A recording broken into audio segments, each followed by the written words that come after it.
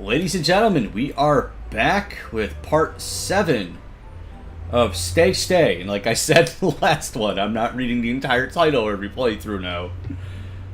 For those of you tuning in for the first time, this is a visual novel slash covert dating sim that's about going to visit some pen pals who are military buddies in North Korea. Yeah, that's as dumb as it sounds, but this game, to its credit, is self-aware and kind of hilarious. So, we ended last episode in general, we were at the beach, we got expired sunblock, we fell asleep, we went swimming, and they were too lazy to animate a scene with the two of them swimming, because, they're not going to give our character an actual body. At least not yet. And then we got back to the barracks, and now we're deciding what board game to play. And I figured, what better way to start the episode than to find out what messed up board game we're going to play in North Korea. We'll tell you later. Let's go eat quickly so we can play. And again, with these games, with few exceptions, I don't typically play a game ahead of time. If it's something that's going to be difficult, like during the Disney Afternoon Collection, I a couple times went and practiced ahead of time. Otherwise, it turned into like the Darkwing Duck playthrough where I just made it a one-off because I was bad at it. But we'll see. I don't always play ahead. I usually like to go into it fresh. Yuji ushers us out to go eat dinner. Mostly light fare tonight. Steamed rice with some vegetables along with the usual kimchi. Seems I get kimchi with every meal. I may end up hating cabbage after this trip. Not my bag, but kimchi's not bad. We eat in comfortable silence, and when we're finished, I help Yuji clean up while Jiyoung goes to fetch the game. While drying, I can hear Jiyoung humming from the other room as she sets up the game. She sounds pretty happy. It makes me smile. I got the board game set up for whenever you're both done in there. Dibs on the original leader token. Oh, this is going to be great. You can't call dibs when we all aren't sitting in the room. That's like calling shotgun before they bring out all the weapons to choose from. Alright, I was expecting the car joke there, but that's even better. That's not what calling shotgun means at all. Hey, shut up. I like hers better. Don't care. I call dibs. Fine, I swear you're such a child at times. As to emphasize Young's point, Yuji sticks her tongue out at her. I walk over to see what almost looks like a familiar game to me. The board is set up to be very much like Trumpopoly, the property buying game based on purchasing overpriced hotel properties in Miami. Oh. I know that was meant to be like Monopoly, but without getting sued by Milton Bradley. But was this made before or after our glorious leader got elected? Oh, man. After. Okay. So that might have been intentional. Upon closer inspection, I just find out how different the game really is. Stay, stay! Democratic People's Republic of Korea, the game of annexation. Take over leadership of countries oppressed by capitalism and convert them to the way of the one true Korea. And what are you calling them again? Soft house. Soft house. What are you in soft? And yes, that, if you heard that, because I don't know if that came in on the recording, I'll find that out afterwards. That's from the Rift Tracks live of Birdemic. And I keep getting scam phone calls like 8 times a day now. It's getting annoying. Alright, capitalism is an economic system, not... Okay. Wow, I've seen alternate editions of Trumpopoly based on college campuses and popular movies. But this has to be the most offensive ripoff I've ever seen. To be fair, Monopoly, the actual game, when it was first created, was an anti-capitalism game, anti-property owning game. That didn't do well, and people weren't into it, so they turned around and turned it into a property buying game. Now, this is before it got mass-produced. The original creator of Monopoly kind of had his shtick. As future representatives of the one true Korea, the game is vital to learning how to liberate the world from the shackles of capitalism. Not sure I can agree with that statement, but seeing as there isn't much else on the docket, tell me how to play.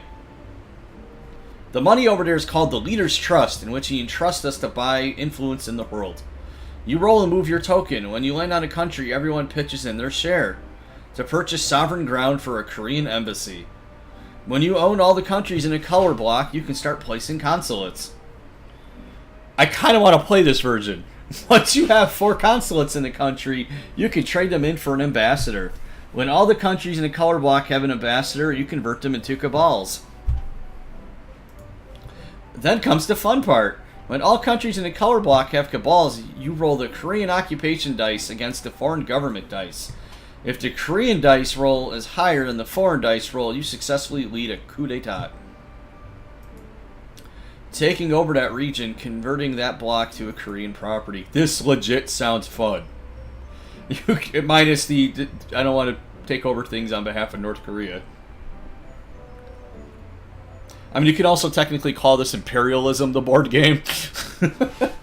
You get a bonus to your roll, and the more coveted the color block, the lower the bonus, as it's harder to get stubborn countries to turn. This is not in the spirit of Trumpopoly at all. Oh, this is too fitting. In fact, it's a little frightening that the point of the game is to lead coups against friendly capitalist nations. Not to mention one other factor. So tell me, what are the victory conditions? Convert all color blocks on board to Korean control. Seriously, I thought the original Trumpopoly took forever to play. I mentioned last episode how I was playing Risk Legacy. I didn't go into what the differences are. There's permanent. It's a credit to the people that make Risk, because I forgot what company does.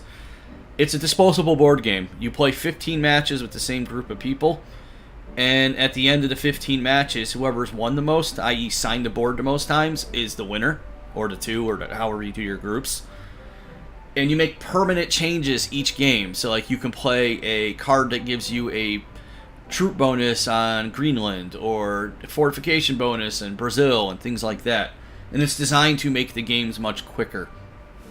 It's a lot of fun. I just don't recommend it because it's expensive for a disposable board game. If they sell replacement components for it versus buying a whole brand new set, then I would say get it. Otherwise, wait for it to show up on a cell phone or computer or console. The victory conditions for this game are practically unreachable without playing for hours on end. Stop whining, Yankee Doodle. The average playing time is only a mere 17 hours, so a classic Risk. Not counting bathroom and meal breaks. Sorry, make that 19 hours. We're not really going to play 19 hours straight, are we? What the hell else are you going to do? Maybe we could play a shortened version tonight. Stop after a couple hours. After all, we need our sleep, so we'll be energized for tomorrow's date. You guys know that's not how you use that word in America. They don't care. And here I thought no soldier would complain about going on dates with 2 girls. No, and if I managed to have 2 cute girls, I mean, real with actual noses and features, 2 cute Asian girls like that, I wouldn't complain. I'm not even going to say what just popped in my head. Because I'm looking at Jiyoung and I'm like, I don't even know what I would do with those. Not one of those. How do you say, don't ask, don't tell, are you? First of all, no. And we did away with that policy back in 2010. No, we didn't. We sort of did, but we didn't. I guess I just find it surprising that you want to call our outings dates that from the get-go. I understand the wordplay because I had a friend from Trinidad and Tobago in high school who did not understand that we don't call erasers rubbers, and she kept asking for rubbers in class, and we were freaking cracking up. For those of you who don't know, because this is also going to be a regional thing, a rubber here in the northeastern part of the United States is slang for a condom. You worry too much. Now, are we going to play or not? Now, going back to my other statement about the don't ask, don't tell, I think officially we got rid of that. But I don't recall the military necessarily still being gay-friendly. I know they sure as hell aren't trans-friendly. And I'm not having that discussion. I'm not debating on whether they should be or not. That's your own opinion. And that's not why I'm here. Those discussions I'll save for my radio show at the college. She grabs what I can only assume, which I'm not even going to have there because I prefer doing more kind of humor. She grabs what I can only assume is the original leader token and places it on the Stay square. Here are the other tokens. Pick whichever one you like. There's a Korean flag on a pole, a bowl of kimchi, another leader figure. Oh, awesome. I just saw it pop up on my end. They are doing a patch to Battle for the World of Warcraft. For those of you that play World of Warcraft, I did do a beta stream a couple weeks ago on Twitch, because I just needed the stream and didn't know what I wanted to play. I tried doing a Mythic plus 10 with my guild last night, and we lower Karazhan. And we died about 95 times before the healer finally had to quit for the night. It's a little broken post-patch. But back to game. A nuclear warhead and what appears to be a blob with a muzzle. Guess that token slipped past quality control. I guess I'll take the bowl of kimchi. No, I want the blob with a muzzle. Great, I'll take the unified thought bubble of the Workers' Party. You mean that blob is supposed to look like that? Please kindly refrain from insulting a token of the Workers' Party. I love things that are named on behalf of things that they don't actually represent. Like People's Republic is always codenamed for dictatorship or a despot. We roll off to see who goes first, and Yunji gets the honor. She does and moves her token. No, show the board game. I'm actually more interested in that right now. Uruguay. Okay, everyone, chip in your share so we can secure the embassy space. Come again? We all have to pay? We explained this earlier. The money is communal from the leader. We all have to pull in equally to get what we want in all the countries. But that means at the end of the game, we'd all have the same amount of money. Yeah, nothing. That's how communism works. Of course we will. Don't be silly. We're all equals in the eyes of the leader. Except you're beneath the leadership. Now fork over some cash, Yankee Doodle. Do you mind not calling me that? Yeah, I'm a Red Sox fan. Calling me that is, you are American, right? Yankee Doodle Dandy? I don't think they even sing that in elementary school anymore. No, that might trigger somebody. Again, I'm in my 30s, and we didn't sing that when I was in elementary school, and that was before the whole, everybody's feeling stuff. Which isn't necessarily a bad thing, we shouldn't ostracize people. I don't think that they sang that in elementary school. Anyway, it's my turn, and I stop at Rhodesia. Everyone kicks in. Did the makers of this game not know that Rhodesia isn't a country anymore?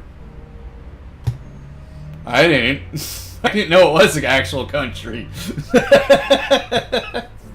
I'm not even dumb. I'm American as hell when it comes to world geography. How old is this game anyway? A minor detail. Besides, there aren't many other nations nearby worth annexing. It's your turn, by the way. I know where the part of the world that was supposed to be in. I remember hearing about Rhodesia when I was studying. I think if it's the one I'm thinking of, when I studied the genocide in Rwanda. Oh, you get to pick a card from the red pile. Okay then, card reads, the leader needs everyone in Sweden. Move all tokens to Sweden and pay double for anything purchased as compensation for leader's visit with the Swedish bikini team. I don't think there really ever was a Swedish bikini team. It was just a beer commercial gag. I've heard that rumor as well, as if women would objectify themselves in small amounts of clothing for the pleasure of men. Oh, you poor thing. You are one to talk. Those skirts don't leave much to the imagination. Actually, no, her skirt's not bad. I could say it probably can go down a little bit farther. I do have a problem when my boxers are longer than, like, what half the shorts that people are walking around in the mall wearing. It makes me feel creepy. She hops up faster than a lance corporal trying to avoid duty. Stop looking. Purple suits you very well, Yunji. They're not purple, they're lavender. Why am I explaining this? No, it's blue. Good question, it's your turn. I'm confused, game. Alright, I'm going to go ahead, since we're almost at 15 minutes, and to kind of keep these consistent. We didn't get very far because it's a lot of dialogue. So this was part 7 of Stay, Democratic People's Republic of Korea, my one and only trip to North Korea. This is Alan V with Chocobo Plays. Stay tuned for part 8 as we delve deeper into the board game here and see where else this game takes us. Take it easy, enjoy your weekend. I will be back soon.